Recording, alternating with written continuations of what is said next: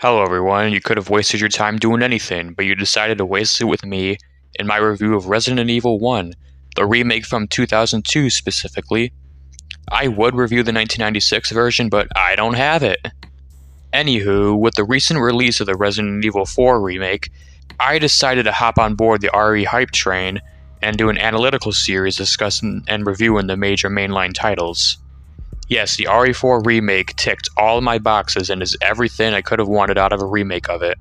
It is so good that it's inspired me to do a full review series for the franchise.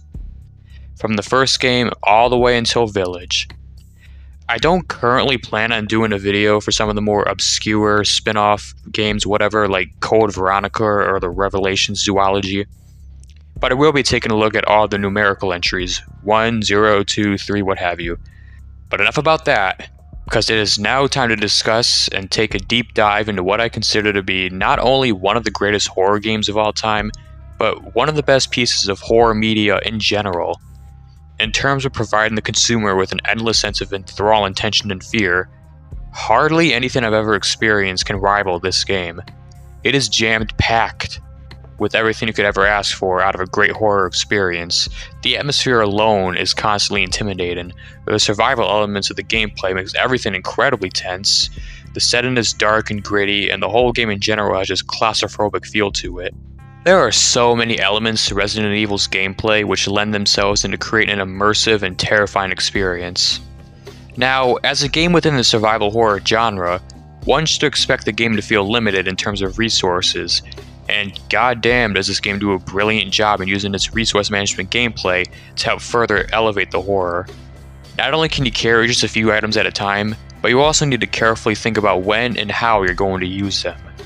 With the obvious exception of keys and treasures, every single time you use an item, it counts. Every medicinal item you use, every ink ribbon you use, every bullet you fire from one of your guns, it all counts. And you cannot waste a single thing.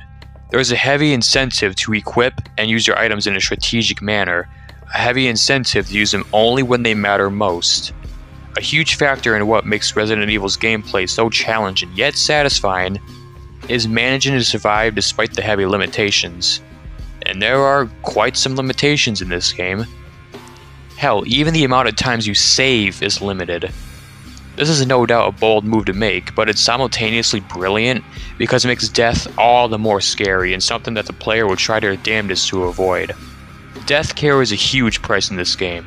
If you die, your ass is going back to the last time you saved. There are no autosaves, no checkpoints, none of that shit. You have to think about when it's necessary to save, not when it's just convenient. And it's a saving mechanic that makes the game even more challenging. Not only are your saves limited, but your saves come in the form of an item you need to have in your inventory in order to use. And depending on whatever circumstance you're currently facing, you may want to prioritize equipping weapons and health because you sense a boss fight right around the corner. You may want to stock up on keys so you don't have to keep darting back and forth between item boxes, and you can unlock several doors in one go. There is always something to think about when it comes to managing your inventory, and while this style of gameplay clearly isn't for everybody, I always found myself having a lot of fun with it.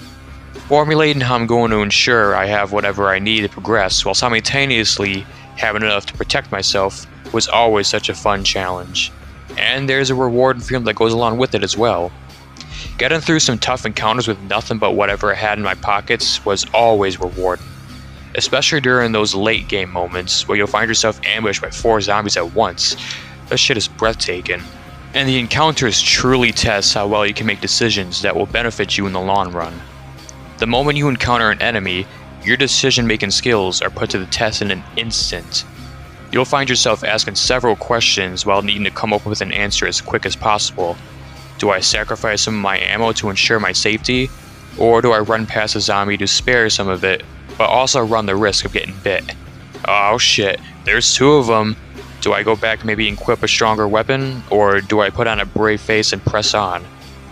Oh shit, I just killed one, but I don't have my lighter with me. Should I run back and get it and potentially encounter more zombies, or simply press on? Lots of strategy and quick thinking involved. And all these points bring me to my next topic. And yes, while this game is strictly focused on survival, there's still plenty of combative aspects to discuss. I know this game is universally praised for its management system, but I think people should give the combat some more credit. It's truly and honestly a lot deeper than what you would expect out of a mere survival game. The gunplay doesn't offer a whole lot to talk about, admittedly. There's only a small arsenal of guns, and much of the battles revolve around shooting the enemies until they die. It's pretty basic stuff. There is a matter of having to position yourself to get a good, clean shot, but nevertheless, the gunplay itself isn't what makes Resident Evil's combat so amazing. It's actually the opposite, ironically enough. Figuring out ways to avoid encounters, and thus sparing what little ammunition you have, was way more addicting than going all guns blazing like you're Duke Nukem or something. But you can do that if you want to, absolutely. You for sure can waste any old zombie you come across with your inventory piled high with guns. You can go right ahead and do so if you feel inclined. You're gonna pay for it though, when you fight a massive snake with nothing but the defensive items you can't even use against it. I already discussed the game's big incentive to carefully plan on what items you're going to bring during certain situations, but there's an equally big incentive to outright avoid the zombies as well. In order to prepare yourself for some of the game's hardest enemies, you'll obviously want to save every last bullet and healing item you possibly can. And by doing so, you must figure out ways to get around the zombies without getting nabbed and chewed up. But don't worry, the game presents two big ways in allowing the player to avoid combat. The easier method to use is to use your defensive items. Pocket knife or a taser, you can use it temporarily to stun a zombie or a Cerberus or one of those weird bug things if they were to grab you. It doesn't quite kill them, and honestly, I don't even think it damages them. But it does buy you enough time to quickly get away. However, there is a fault to this method. Defensive items are, just like every other weapon in this game, severely limited.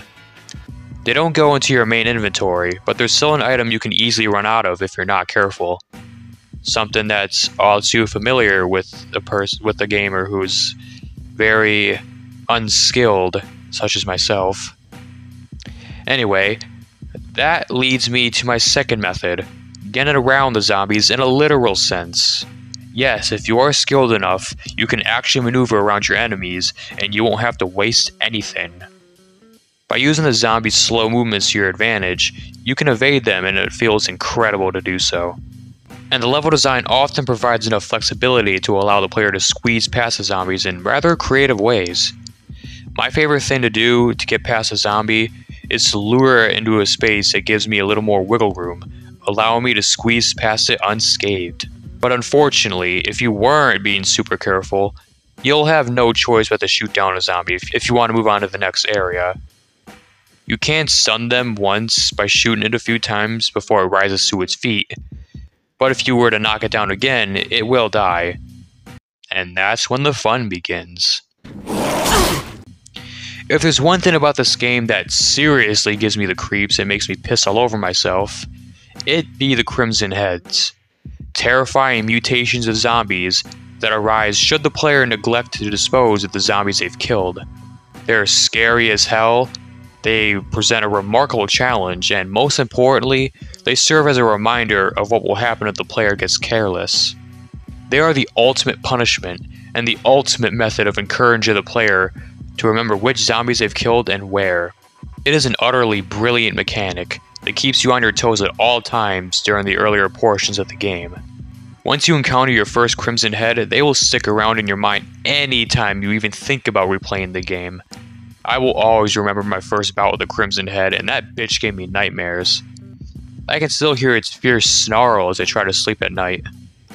The fear of the Crimson Heads is constantly looming over you the moment you incapacitate a zombie. If you've got a lighter and a canteen with some fuel in it, you should be good to go. But if you don't, your ass had better hurry to the nearest fuel tank and refill. Or you can get lucky and have a zombie's head explode, but much of the time, you'll find that the best method is to just be a little bitch and run away. And later on in the game, you'll find yourself fighting mutated tarantulas and these weird giant lizard things, who present themselves as a true test of how well you manage your items throughout the game by that point. If you are smart with your resources and only use them sparingly, you should have no problem taking these assholes out. But if you wasted all of your ammo on petty little zombies, you'll find that you kind of fucked yourself over. When you got no shotgun ammo, no grenade launcher ammo to fight hunters with, you know, enemies that can kill you in one hit. And trust me, those fuckers do not go down from the handgun. The handgun is worthless against these guys. You will want to save your heavy weapons as well as you possibly can. The way I see it, enemies such as the hunters provide a rather unique challenge, in the sense that how well you manage your resources dictates how well you're going to fare against them. They are a test of everything you've learned in regards to the game's management mechanics, and I just love that. Oh boy, puzzles! You can't possibly have a survival horror game without puzzles now, can you? Most of them are pretty straightforward. You gotta rearrange stuff in a specific order in order to unlock a door or some shit. But some of them have you really thinking outside the box and really force you to actually like inspect all the files and all the items and everything you've equipped in order to complete said puzzles. And yeah, some of them are pretty fun and pretty memorable too. I really love how they tie into the castle. Like the whole pushing knight statues thing, and the clock puzzle with the shield, and the piano puzzle. Yeah, there's some pretty good memorable puzzles. But yeah, most of them are pretty straightforward and pretty easy.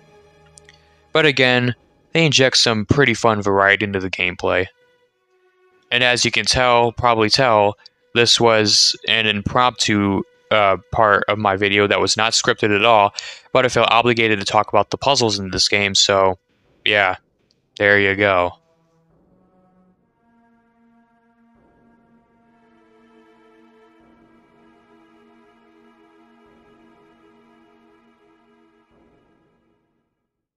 One of the things that have turned people away from early Resident Evil titles is the fixed camera angles. Instead of having a camera you can adjust freely at your own will, you're forced to view the game through different dynamic angles that the game already made for you. This is probably the single most phenomenal aspect of this game. I know that people have knocked them in the past, but like, those people are morons, and they don't know anything about anything. Wow, I can't even see what I'm shooting at. You dumbass, that's the point. These camera angles encapsulate the fear of what you can't see. You hear a zombie, you hear some nefarious bio creature, you hear the floor creaking, you hear the growls, but with these uncanny angles, it's difficult to really tell where they are exactly, and that makes encounters all the more terrifying. They could be, and almost always are, closer than you think.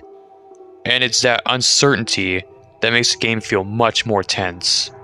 The angles do take control away from the player, but that lack of control is also what makes them so awesome. Since you can't just see what's ahead of you, there's always that sense of anticipation building up inside, the constant feeling of, oh, is there going to be an enemy right around this corner, or will it be safe for a little longer? This also makes jump scares feel much more impactful. Yes, there are some jump scares in this game, such as the world-famous window-shattering Cerberus. I know that some horror fanatics will write off anything with jump scares in an instant, but I always felt as if this game struck a balance between abrupt scares with the more subtle ones.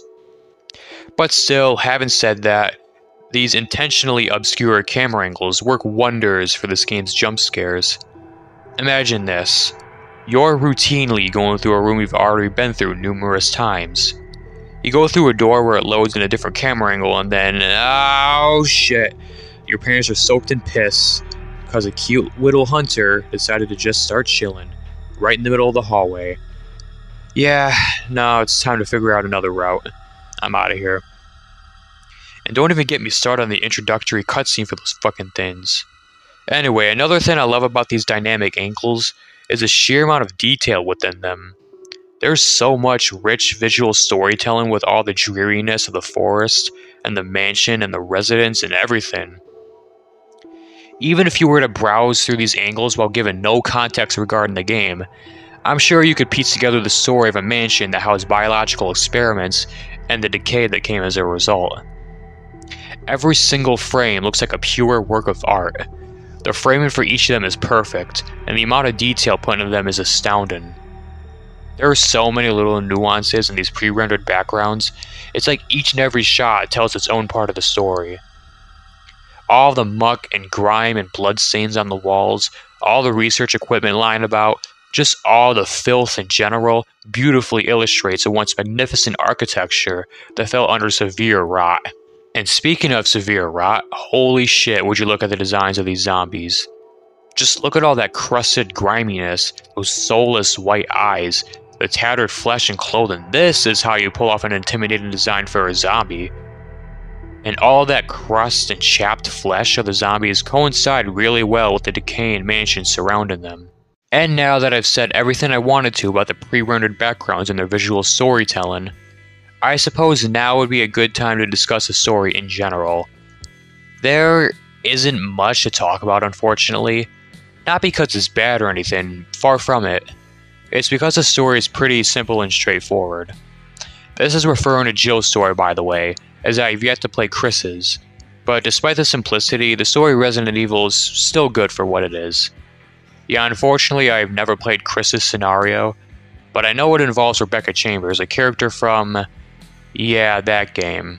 Anywho, there's some nice dialogue between Jill and Barry, and Wesker is a pretty cool antagonist as well. And speaking of Barry, we all love Barry. Everybody should love Barry. If you don't love Barry, you're gonna have to confront me face to face about it, motherfucker. But none of this shit really matters when you consider the true meat of this game's narrative. The files. Scattered around the many different areas, you'll come across some pieces of text, which were written by someone who was involved with this whole bioweapon project. And they are awesome. Some of them are just a typical, "Ew, my research is going nicely." But some of the others are just downright horrifying. There are two files that I'd like to make a note of. One of them chronicles a man as he is quite literally turned into a zombie, while the other is a straight up suicide note. The latter is my favorite because I get to take this person's gun, and it's like super powerful. It takes like half of the tyrant's HP away.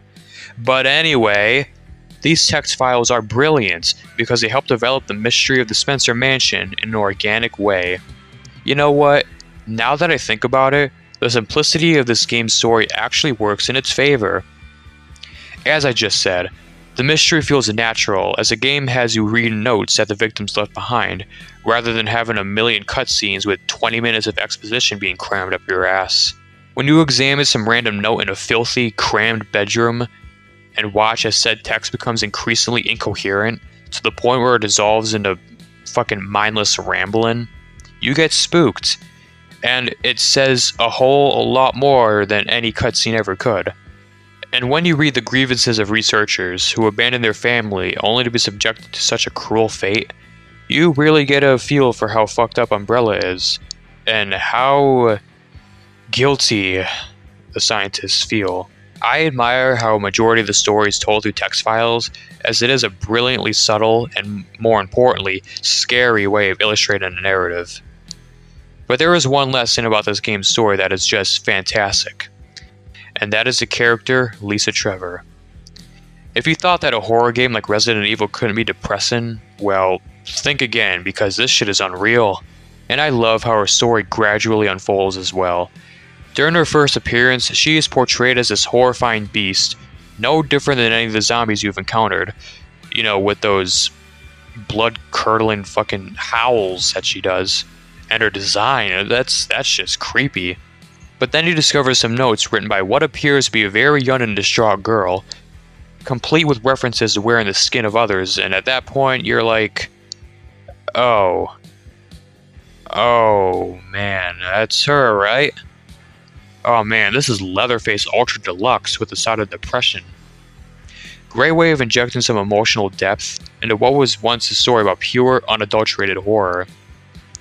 I mean, that last cutscene with her where she literally takes her mother's skull out of a tomb, screams mother, then jumps off the cliff. Yeah, that's some crazy shit. And it's such a brutal and direct method of communicating Umbrella's lack of humanity. a quality we would see even more of in the games that followed. And in regards to the games that followed, hardly any of them can even hold a candle to this. Even 21 years later, the remake of Resident Evil 1 is still lauded for being a survival horror masterpiece. And for good reason too. The game accomplishes just about everything you could ever ask for out of survival horror. From the bleak and cold atmosphere, to the constant feeling of fear keeping you on your toes, to the strategically resourceful gameplay that elevates the fear, to really everything. Just everything about this game works. This game has cemented itself as one of the greatest horror experiences I've ever had, and for that, I feel obligated to give this game a 10. See you bitches later. Snakes don't belong in Alaska.